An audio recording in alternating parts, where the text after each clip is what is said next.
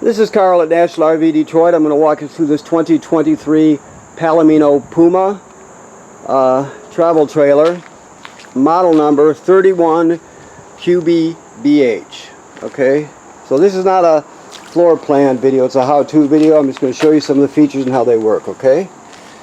Alrighty. So, first of all, down here we have rear stabilizers. They're power stabilizers. One switch controls both rear, another switch controls both front. You have an outside kitchen here. You have this pull-out griddle. You just have to remember that this griddle has a quick connect hose, LP hose. So this end will connect here, right? And then the other end will connect right there. Okay? So you have to connect it to the LP system to use it. You have a microwave and obviously a small refrigerator, running water, okay, and then all kinds of storage. 3 drawers and a cupboard. This is an outside outside shower, but it's to spray down kids and dogs and feet and bicycles, whatever you want to do. So that's there. This is the black tank flush. I mean, the water hookups are on the other side, but basically after you dump the black tank, which is toilet water waste, you can leave the valve open, leave the dump valve in the open position like it states on the sticker here. Then you put the hose at the dump station on there, turn it on, it'll spray out your black tank, clean it out really well, clean up the sensors, that sort of thing. So that's your black tank flush. You have a power awning with LED strip. You have outside speakers, of course. This vent is for the range hood. If you can see there's a baffle. You always want to make sure the baffle is unlatched and is flapping freely when you're venting to the outside. This is your fresh water tank fill here. The most common way to get water to the trailer is through the city water hookup, which is on the other side. If you're camping someplace without city water, you can pre-fill your fresh water tank here and then use the onboard pump to pump the water. Alright, this is your water heater. I can get it off with one hand here. There we go. Just set it down here. Okay. So, this water heater works on both gas and electric. So, there's an electric heating element behind here, right? And this rocker switch controls that on and off, right? Then you have a gas burner, which is controlled by a switch on the inside. Never run the water heater either on gas or electric without water in the water heater tank. Also, this is where you drain it. It takes an 1 1/16 6-point socket, plus you need about a 6-inch extension. That's got an anode rod attached to it, so it's long. It's 8 inches maybe, 6, 8, I don't know. So that's where you drain it. Now, once you drain it and you put the plug back in, make sure you refill the tank before you turn it on, okay? Also, never work on the water heater when it's hot, and never pull this plug when there's pressure in the water heater. You always want to open the hot water valves and let the pressure out before you take that plug out, okay? Alright, so we got a TV mount, signal out, and power if you want to put a TV set there. There's your front stabilizer switch. Alright. Okay, so pass-through storage. This is just a hookup, but this is for Go Power solar panel. If you wanted to buy the kit, basically, it's a briefcase type kit, and it's a portable solar panel that would be used to charge the battery. It's just an option. So you have your deep cycle marine battery here.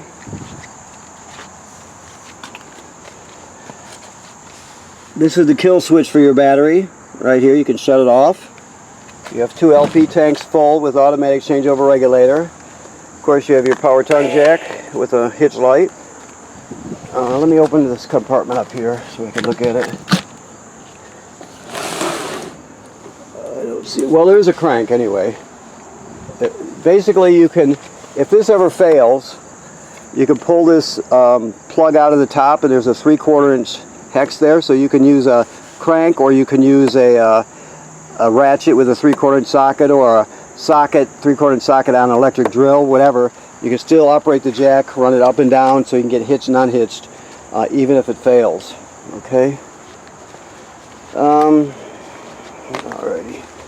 Here you can see you have your dump valve here.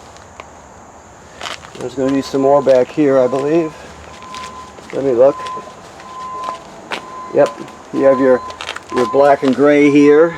There's the black one there, and there's the gray there. Black is toilet water and waste, gray is sink and shower water. And you have a second gray one up there, the one I just showed you. Okay? Your city water connection is right here. Most common way to get water to the trailer. You got a 50 amp power cord. We give you the reducers to reduce it down to first from a 50 to a 30, and then we give you that small puck to go from a 30 to a 20. Alright. Campground cable and satellite through. You have it's pre-wired for a Furrion backup camera kit, so if you're interested, we do sell those. You can have us add it on, or you can add it on, and you can actually see what's happening behind you. You have a ladder, which makes it easy to inspect the roof. The manufacturer states you should inspect the roof every 90 days or so. So make sure you have somebody go up there and look. Make sure there's no cracking or separation at the sealant or any other place water can get in. Make sure there's no damage to the roofing material or the roofing attachments by, low branches or road debris, whatever. Just give it a quick look over. That should be part of your regular maintenance. Okay. Here we are coming into the trailer. This is your control panel here. So, your lights are here. The lights are all on. Your on-in switch is right here. I don't know if you can see that with the light the way it is, but never leave this out unattended. Always roll it in if you're not going to be at the campsite. You have two slide room switches here. You got your water pump switch there if you need to use the water pump to pump water out of the fresh water tank, or it's also used to winterize the trailer. To turn your water heater on gas is right here. There's the fault light up there. Remember I told you that you to turn on the heating element, use that switch, the rocker switch in the lower left hand corner. Okay, and then of course all of your levels there. Okay. Alright, so which way to go? We'll go this way. So first of all, you have a fireplace that has a remote. Okay, let me get down here. So you can see it says low there and then high. That's the fan speed. It's really kicking out the heat right now, right? You also have I might need to get a new battery in here for you. Let me set that aside so we don't I remember to do it. So you can change the crystal color, you can change the flame color, and there's also a timer, just have it turn on and shut off whenever you want. Now, like I said, I'll check the battery in that, because sometimes they get a little weak just sitting there. Your sound bar has an AM/FM radio. This is the remote for that. You have Bluetooth, so you can stream wirelessly from your phone or your tablet. You have a USB drive. You also have a HDMI in case you want to go into the system with like a portable Blu-ray player or something. You can go in there. You have two speaker zones, 1 and 2. 1 is inside the trailer, 2 is outside the trailer. So it does everything you need to and then some. Of course, your TV, which has a remote right here. This is your carbon monoxide LP gas detector. It should always be green. If not, get it serviced. Your refrigerator is a 12-volt DC refrigerator. Always make sure you keep it latched when you're traveling so you don't damage the doors. You have another microwave here. There was one outside too. I don't know if I mentioned it or not, but you have a microwave. Works like any other microwave. Then you have your cooktop. First of all, your range hood. I told you about the fan and the range hood, and make sure you open the baffle outside. Here goes the fan. It winds up there. And then you have a light also. Okay? I don't know if you left the gas on, but we'll see here. You have 3 burners, right? And then you have 3 knobs right here. The knob on the left is your sparker. You turn it clockwise to spark it, and then this one is for your oven. So let's just see if the gas is turned on here. Doesn't look like it. So it's not turned on. So it would, as soon as you go to high, you spark it, it'll light. If you just put the tanks on like you just filled them, there's going to be a little air pocket in there, so you have to work past the air pocket. But after you do that, it should light first click all the time. Let's see here. When it comes to your oven, there's a pilot light all the way at the back on the bottom. You're just going to go with the knob to the knob. You're going to go to the pilot light, picture of the pilot light. Then you depress it. You keep it depressed, you light it. After it lights, you still hold this in for another 10 or 15 seconds to heat up the thermocouple. Then you go to operating temperature. When you shut it off, the flame goes out, but so does the pilot light. So you have to remember to light the pilot light each time you use the oven. And then you have a light here also. Okay. Always travel with this closed in the down position. Okay, you're behind this cover here is where the inlet for the antifreeze is and the water pump, just so you know, okay?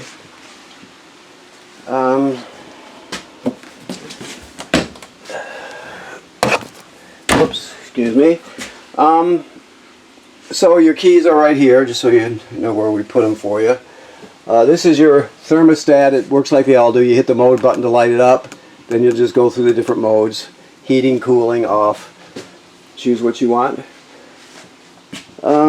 Your range, or I'm sorry, your dinette, you can pull the table legs off and lay the top on those cleats and turn this into a bed if you need to.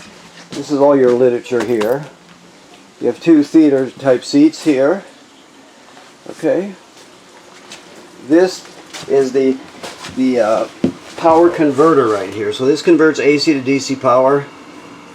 So when you're plugged into shore power, you'll have 110 AC circuit breakers here, and they're all labeled, right?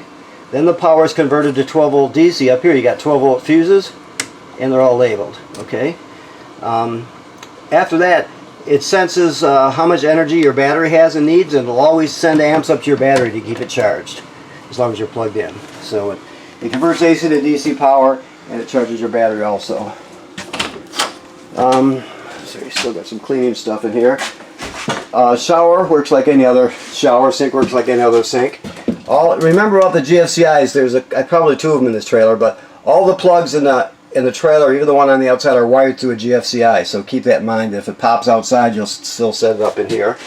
The toilet is typical RV toilet in that it sits over a black tank, so you can't use the dry. So when you get to the campground, hook up your power and your water, of course. You come in here, you put a dose of chemical in the bowl, and then you'll step on the pedal and let the water flow in, and step on it long enough to put at least a gallon of water in there along with the chemical, and then you're all set.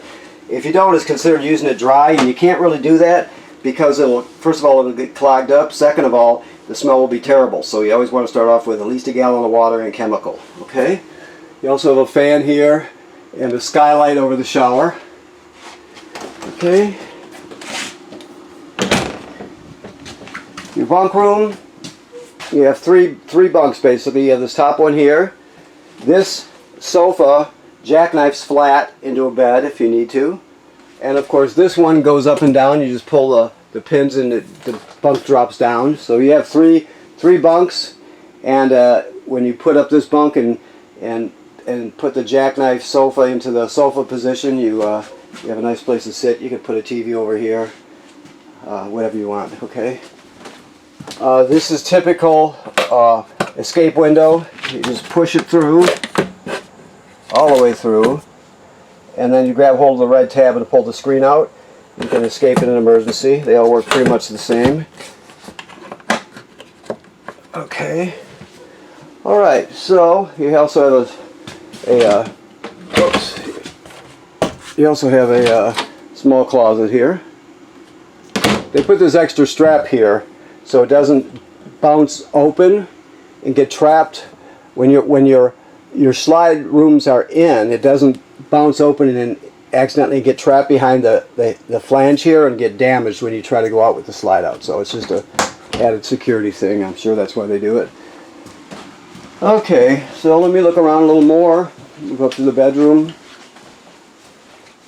Another emergency window. You have storage under the bed. That's your tire cover, of course. You have more TV hookups, for backer plate for a bracket. So it's typical. Now you have a 50 amp system, right? The reason it's a 50 amp system is because this is prepped for a second air conditioner if you want to add it. It would fit right into this vent here. So that's what that sticker's telling us. So if you want to add another air conditioner, we do that here. If you want to add another one, it'll fit right in that vent and it'll have its own own sealing assembly and everything on it. So because you have a 50 amp system, that allows you to add an air conditioner. Okay? Alright. So I want to thank you for purchasing your trailer here at National RV Detroit. Please remember what I said about inspecting the roof. It should be part of your regular maintenance.